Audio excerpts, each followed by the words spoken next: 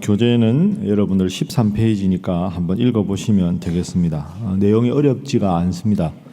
오늘 8장 9장을 읽었는데요. 8장은 어제 우리가 읽은 아이성 전투에서 패배했는데 오늘은 하나님의 명령대로 해서 순종한 이야기가 8장에 나옵니다.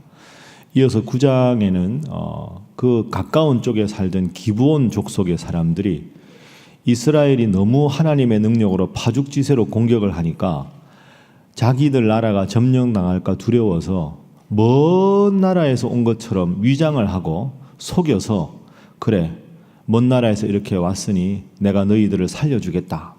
그 약속을 하고 나서 보니까 가까이 사는 사람들이었다.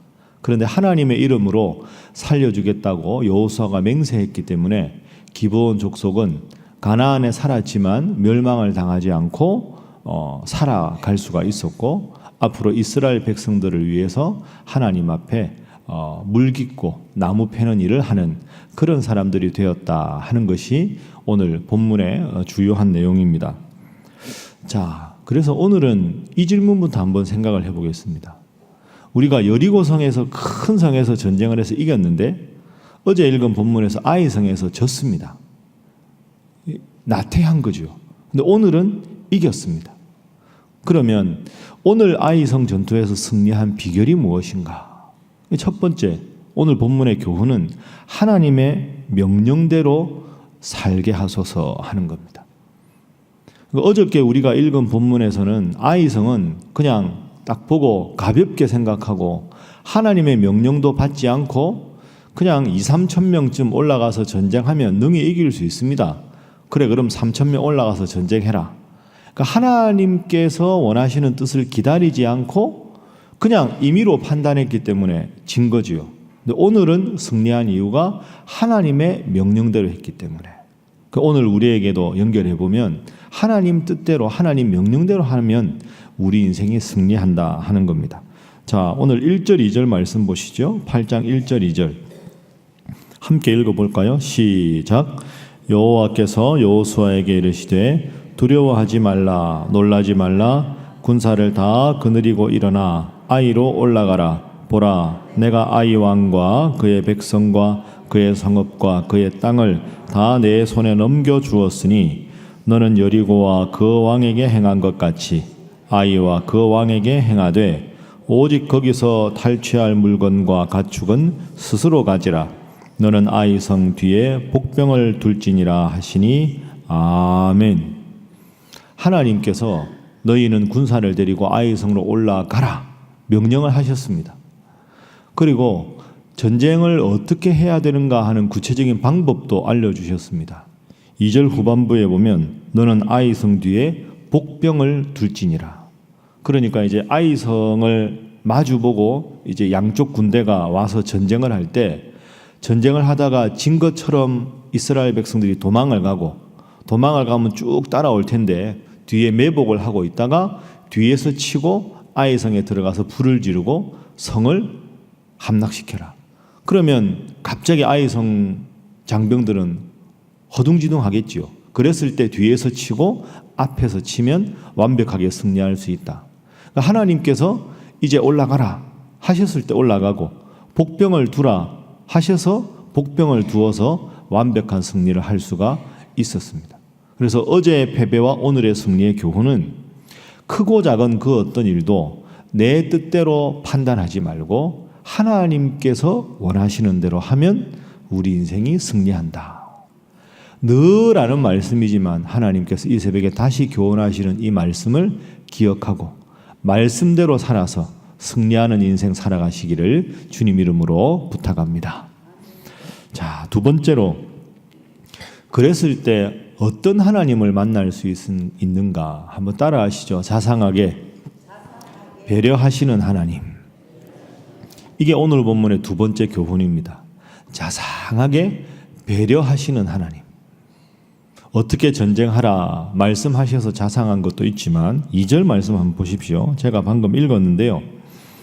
여리고와 그 왕에게 행한 것 같이 아이와 그 왕에게 행하되 그 다음이 다릅니다. 오직 거기서 탈취할 물건과 가축은 스스로 가지라. 스스로 가지라 하셨습니다. 여리고성 전투할 때 여러분 기억해 보시면 하나님께 모든 걸 바치고 다 태우고 죽이라고 하셨습니다. 근데 오늘 본문에는 다 스스로 가지라. 너희가 가지라. 왜 그렇게 하셨을까요? 자, 여리고성은 가나안 땅에 들어가서 본격적으로 한 최초의 전쟁입니다. 큰 성을 함락하고 그 모든 것은 다 하나님께 바쳤습니다. 그러니까 사실 여리고성은 11조에 해당되는 겁니다.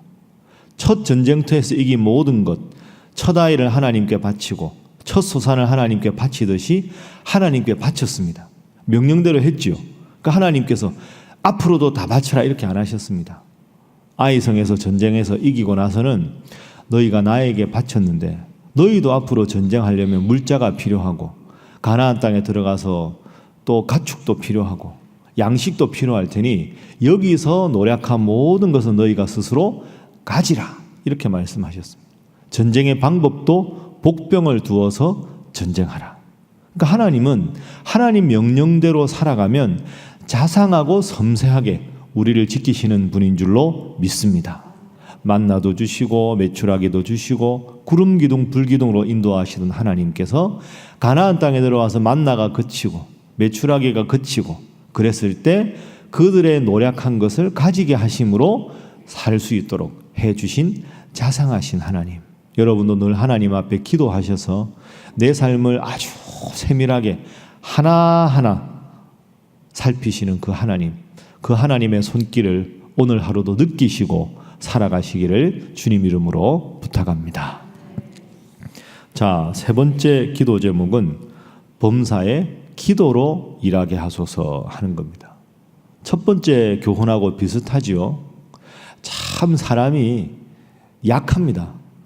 아이성에서 전쟁에서 졌다가 하나님 명령대로 하니까 이겼습니다.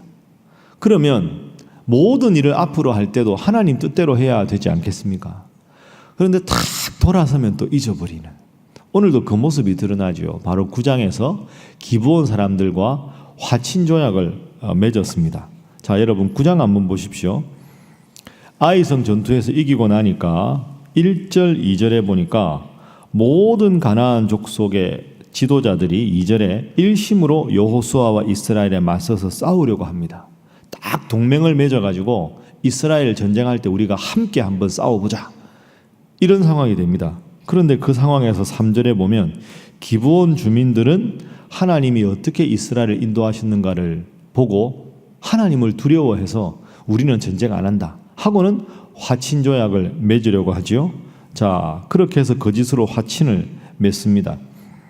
자, 15절, 14절, 15절 한번 보시죠. 14절, 15절 함께 읽습니다. 시작. 무리가 그들의 양식을 취하고는 어떻게 할지를 여호와께 묻지 아니하고 여호수아가 곧 그들과 화친하여 그들을 살리리라는 조약을 맺고 회중 족장들이 그들에게 맹세하였더라. 그들이 양식을 주고 화친을 맺자고 하니까 먼 나라에서 왔다니까, 야, 그러면 저 나라하고는 전쟁을 안 해도 되겠다. 그냥 편안하게 생각하고 15절에 곧 화친을 맺었다. 그래, 좋다. 화친을 맺어. 근데 문제는 하나님께 묻는 과정이 없었습니다. 그러고 나서 알고 보니까 가까운 나라 사람들이잖아요. 왜 거짓말했냐? 하나님을 두려워해서 했습니다. 그러니까 여러분이 기브온 사람들은 정직한 사람들은 아니었지만 사실은 지혜로운 사람들입니다. 왜 그러냐 하면 가나안 땅에 살지만 하나님을 두려워할 줄 아는 사람. 야, 하나님 여호와가 함께 하시니 우리가 도저히 이길 수 없다. 하나님을 두려워했다는 면에서는 훌륭한 사람들입니다. 근데 여기서 작지만 여호수아의 큰 실수를 볼 수 있죠. 아이성 전투에서 이기고 노략물을 다 얻고 먼 나라에서 화친을 맺자고 하니까, 야, 그래, 이왕이면 뭐 전쟁 안 하고 그냥 이기는 게 낫지, 쉽게 생각하고 하나님의 뜻인지 묻지 않고 화친을 맺었습니다. 이것이 실수지요. 우리가 크고 어려운 일이 있으면 하나님 앞에 간절히 기도하는데 작은 일 생기고 눈에 보이기에 좋은 일 생기면 그냥 냉큼 하나님께 묻지 않고 내 뜻대로 행하다가 또 실수하게 되는 연약한 우리의 자화상이 오늘 여호수아가 했던 실수입니다. 그래서 오늘도 이 세 번째 기도 제목 한번 다시 한번 생각하시면서 범사의 기도로 모든 일을 시작하고 모든 것을 하나님께 묻고 하나님께서 평안한 마음을 주시고 확신한 마음을 주셨을 때 그 뜻대로 살아가셔서 실수하지 않고 실패하지 않고 하나님 원하시는 길로만 행하시는 우리 사랑하는 새벽의 모든 성도들 되시기를 주님 이름으로 축복합니다. 함께 기도하겠습니다. 자, 기도하실 때 하나님을 두려워하게 하시고 범사에 하나님의 뜻을 묻고 그 뜻대로 살아가게 하여 주옵소서. 하나님 뜻이 마치 교통신호등과 같은데 지키고 싶을 때 지키고 지키고 싶지 않을 때 지키지 않으면 내 인생이 위험해지는 것처럼 늘 말씀대로 늘 기도함으로 하나님 원하시는 뜻대로 살아가서 늘 복받는 인생 되게 하여 주옵소서. 기도하시고 또 이제 우리 교회가 지금 공사 중입니다. 십자가 공사를 하고 있는데 잘 마무리될 수 있도록 캐노피 공사도 잘 될 수 있도록 또 각 기관이 지금 개강을 했습니다. 우리 예꿈학교도 그리고 어머니 기도회도 실버스쿨도 가을에 시작되는 성경 공부도 모든 것이 은혜 가운데 잘 진행되게 하여 주옵소서. 함께 하나님 앞에 기도하겠습니다. 주여 믿습니다.